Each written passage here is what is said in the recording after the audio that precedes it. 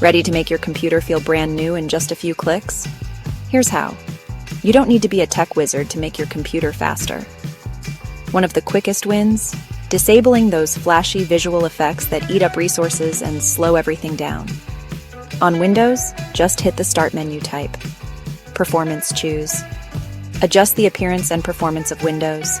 In the new window, select Adjust for best performance.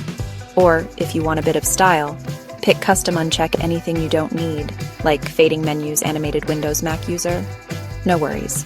Head to System Settings, go to Accessibility, look for Display. Here, reduce transparency, reduce motion.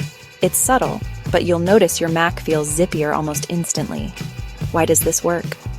All those animations might look cool, but they eat up processing power. By turning them off, your system can focus on running apps smoothly. And don't worry, your computer won't look ugly. It'll just skip the fancy transitions, getting you where you want to go faster. So if your system's been dragging its feet, give this a try. It takes less than a minute, and the speed boost is real. Go on, try it out. Let us know how much faster your computer feels in the comments.